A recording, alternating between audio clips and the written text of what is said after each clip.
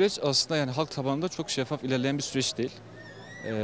Ama bunun yanında bizim halkımızın aslında Kürt halkının bu konuda talepleri zaten çok açık ve net. Özellikle hani asgari düzeyde bir hukuksal hakların verilmesi gerekiyor. Çağdaş ve demokratik olan her ülkede bu söz konusu zaten.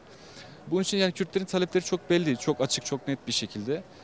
Ana dilde eğitim ve siyasi alandaki baskın ülkücü hegemonyanın yok olması, yani yok olması olmasa bile en azından Kürtlerin kendi temsil düzeyinde aktarabilmesidir. Süreçten beklentimiz bu şekilde. İlerlemesi konusunda ise şunu söyleyeceğim. Açıkçası çok şeffaf ve çok hızlı ilerleyen bir süreç değil.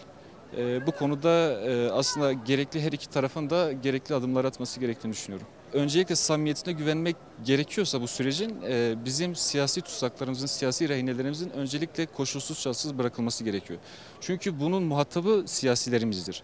Biz halk olarak bunun yani temsil edecek kişileri seçtiğimizde bunların bizim adımıza konuşması gerekiyor.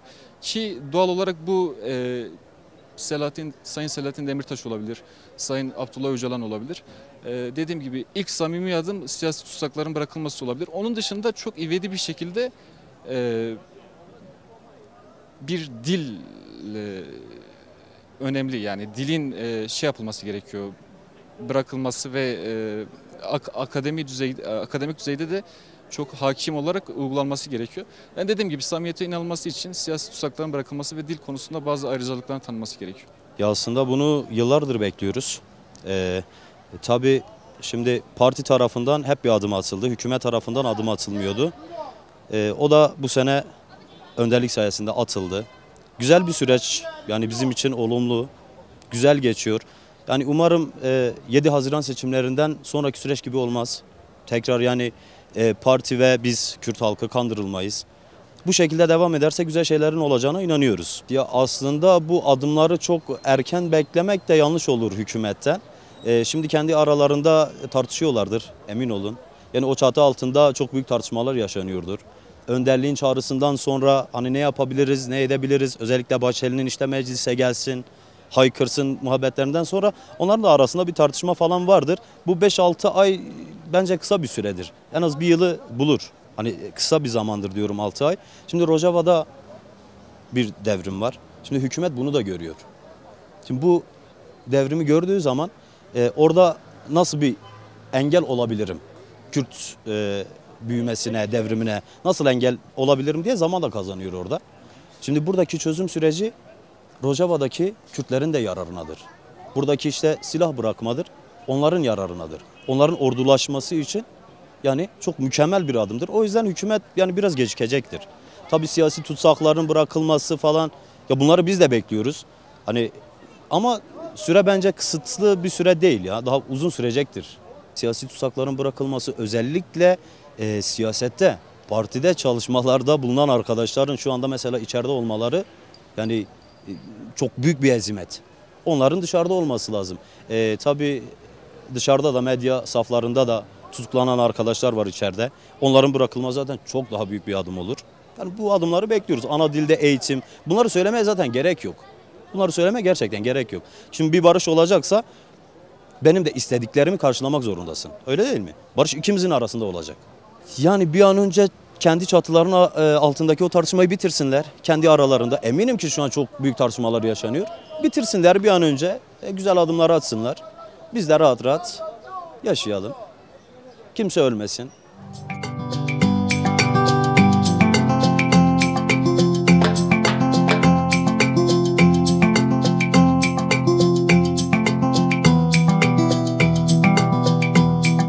Barışla ilgili konuşmalar bile bize pozitif adımlar olacak hissiyatı doğuruyor.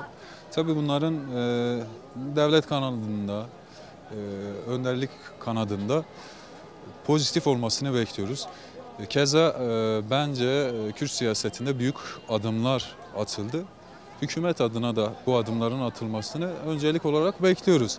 Ki olursa barışın süreçle birlikte içimize huzur, mutluluk ve topraklara ait olma hissiyatını daha geniş bir şekilde, daha büyük bir şekilde hissedebiliriz. Yani bu kimliğe ait hissetmek bile bazen abartılı gözüküyor. Bütün misyonlar Kürt kimliğinin üzerine atılıyor. Kesinlikle bunun bir pozitif, yani bir net bir adıma dönüşmesi gerektiğini biz genç olarak da, bu yaşlardaki gençler olarak da hissediyoruz yani. Olması gereken gibi davranmıyorlar. Kayyumlar devam ediyor, içerideki torpil olayları devam ediyorlar, adam kayırma gibi olaylar devam ediyor. Bunların olmamasını isterdik. Hani barış, bir huzur getirip demokrasi getireceğine inanıyoruz açıkçası. Ve yapılan, edilen sürecin de arkasındayız. Hükümet ilk başta kayyumların kaldırması lazım. İnsanların seçtiği insanlara saygı duyması lazım. Bence en büyük adım budur. Sonrasında gelişen şeyler ise Kürt siyasetinin içinde hak bulması gereken bir şey. Mesela Demirtaş'ın özgürlüğüdür. Bunun olması lazım. Tabii ben bir siyasetçi olarak değil de bir sanatla ilgilenen bir insan olarak yani bunları söyleyebilirim. Daha fazla, daha çok şey vardır diye düşünüyorum, tahmin ediyorum. Yani hükümete bu anlamda çağrımız ne olabilir? Yani verdiği sözünü tutması. Hani verdiği sözü tutması gerektiğini. Yani kandırmaması lazım. Önceki 2011'de 13'e kadar yaptığı süreçte biz barışı temsil ediyoruz, biz barışın arkasında deyip daha farklı şeyler yapmasını istemiyoruz yani. Beklentimiz odur yani. Sözünün arkasında dursun. Düşüncemiz olumlu olsun istiyoruz. Her zaman barıştan yanayız. Barış bizim için her zaman en önemlisidir. Her şey olan gariban insana oluyor. Bu dil bizim çıkarttığımız bir dil değil. Bu dil ezelden var, şimdiye kadar da var. Bir hak varsa hakkın verilmesini talebindeyiz. Bunun olması gerekiyor. Öncelikle Kürt sorununun çözülmesi lazım. Yani Kürt sorunu bir sorun değil, bir haktır. Sorun değil zaten. Bu hakkın yasaya dökülmesi lazım. Milletin bu kadar biliyorsun herkes bunun bir hak olduğunu biliyor. Cumhurbaşkanına sesleniyoruz. Yani bunun çözülmesi lazım.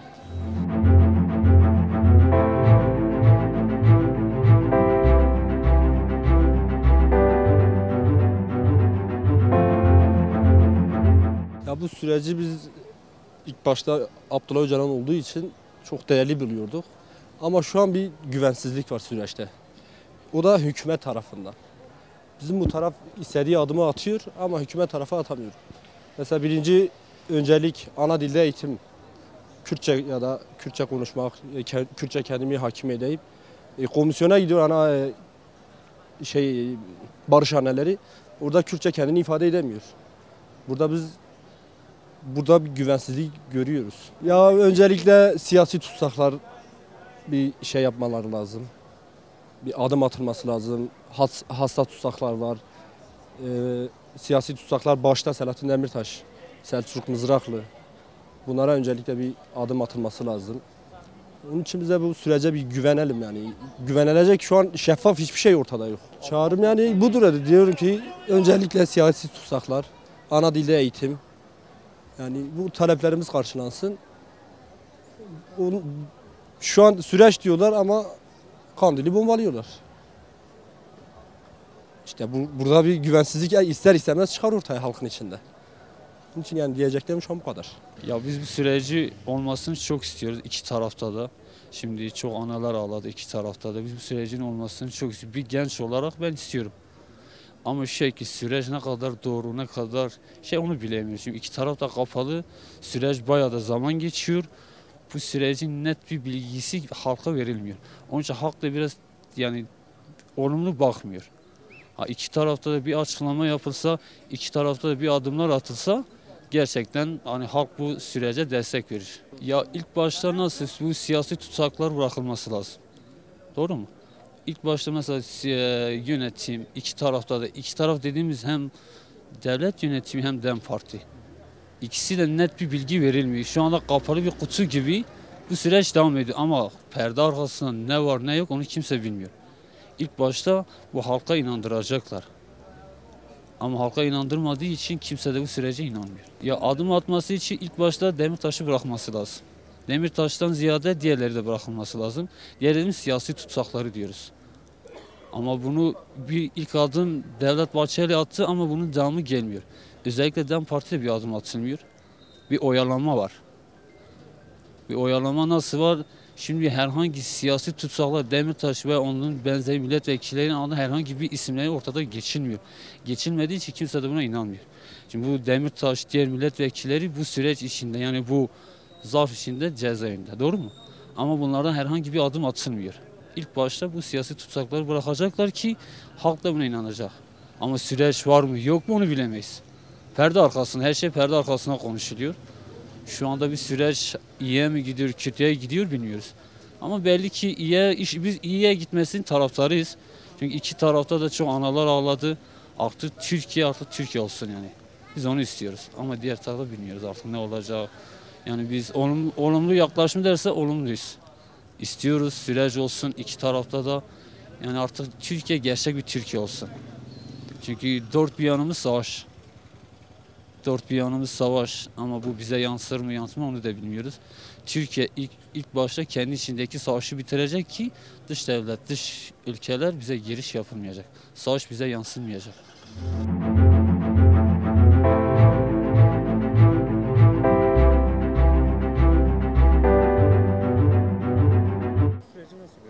Yani bu süre zarfı içerisinde tabii ki hepimiz barış istiyoruz. Ilımlı bir şekilde bu süreçte her iki tarafta ılımlı bir şekilde güzel şeyler olmasını istiyoruz. Bence de artık çok şey bitsin, güzel şeyler olsun. Her yerde barışın sesleri gelsin. Bunları çok istiyoruz. Bu süre zarfı içerisinde tabii ki de Kürt Türk halkımız güzel bir şekilde birbirlerine yoldaş olmasını istiyoruz. İnşallah bu süreç zarfı içerisinde her şey güzel olur. Her şey tabii ki biz Kürtler olarak bizim için biz zaten belli. Bizim için bu süre zarfı içerisinde biz tabii ki de barış istiyoruz. İnşallah güzel şeyler olur. Güzel bir güneşle uyanırız. Biz gençler olarak tabii ki de hep bu şeylerin öncüsüyüz. Çok istiyoruz barışın olmasını. Bu süre zarfı içerisinde de dediğim gibi tek gayemiz tabii ki de barış. Ya tabii ki de barış olduğu zaman bu süre zarfı içerisinde dediğiniz tutsaklarımız yani tabii ki de daha böyle değerli insanlar bırakılacağını tahmin ediyorum yani. Bu süre zarfı içerisinde bu barış olduğu zaman bunlar da tabii ki de hür olacak. Şüphesiz bundan yana da umudumuz var. Bu süre zarfı içerisinde dediğimiz gibi belki askıda olan şeyler vardır. Askıda olan şeyler düşmemiştir. Buna rağmen o süreç onun için uzuyordur. Ama umudumuz var ki barış olacaktır. Yani bundan hiç kuşkumuz yok. Süreyya Önder'in dediği gibi elbet bir gün ama ne zaman bilmiyoruz ama bu süre zarfı içerisinde buna inanıyoruz. Ya bu süre zarfı içerisinde şu adımlar atılması lazım. Tabii ki de süre konusunda bir şeyler askıda kaldı ama istediğimiz şey kesinlikle bunu bir an önce bitirmelerini isteriz. Yani bunu istiyoruz kesinlikle.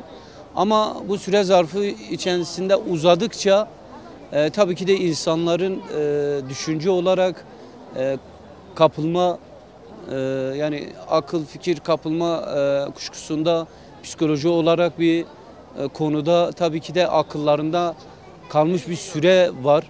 Neden böyle bir şeyler süre olarak bu girmedi, olmadı? Bunun düşünceleri var insanlarda. Tabii biz Kürtler olarak çok şey istiyoruz. Yani barıştan daha fazla şey istiyoruz. Yani Doğu Anadolu'nun her yerinde bazı şeylerin tabii ki de her yerde güneşin doğmasını isteriz barış konusunda. Barıştan ziyade bu da var. Barış olduğu zaman gerçekten de her şey daha da güzel olacak. Yani Doğu Anadolu olsun, Batı olsun, çok güzel şeyler olacağına ben kesinlikle inanıyorum. Ama bu süre uzadıkça tabii ki insanlar bazı şeylere kapılıyor. Yani şöyle söyleyeyim, tabii ki de bu hükümete hani bakış tarzım, konuşma şeklinde şunu söylemek isterim. Hani yıllardır sürüyor. Hani dediğimiz gibi son nokta barış kardeşlik olsun. Yani bunu isteriz tabii ki de. Türk, Kürt, yani dediğimiz gibi barış olduğu zaman yani yine de kardeşiz. Yine de kardeş oluruz. Hiç sıkıntı yok. Yani barış kardeşlik olsun, bunu isteriz.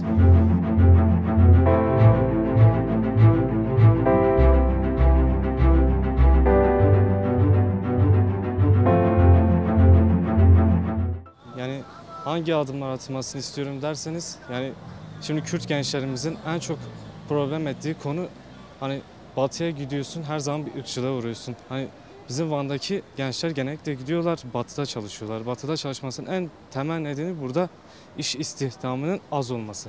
Oraya gidiyorlar, tekrar ırkçılık görüyorlar. Bazen meclise gidiyorlar sırf paralarını almadıkları için. Bunların da öngörülmesi lazım. Yani gençler olarak soracaksanız en büyük temsili neden budur. Yani çağrımız daha böyle, yani barış diline daha böyle güzel bir şekilde yaklaşsınlar. Kürt annelerini ya da Türk annelerini hiçbir zaman şey yapmasınlar. Yani daha kırıcı konuşmayıp daha barışça dilde konuşsunlar, daha mantıklı olur. Valla bu süreç şöyle görüyorum. Bu barış olsun artık. Süreç iyi olsun. Herkes huzura kavuşsun. Herkes iyi olsun. Kimsenin kalbi kırılmasın. Herkes huzura, varlığa yetişsin, varsın. Yani süreç böyle giderse iyi gitmiyor bence, bana kalsa benim düşüncem. Tabii hükümet de bir adım atılması lazım yani ilerlemesi için. Şu an durumlar çok kötü, yani siz de biliyorsunuz. İyi gitmiyor. Hani her şeyde de yani hiç iyi gitmiyor bence. Hangi adım atılması lazım? Barış istiyorsak. Yani bu bizim memlekette de için de geçerli zaten. İyi olması için, her şey iyi olması için, her şey güzel geçmesi için biz de güzel bir gençliğimizi yaşayalım.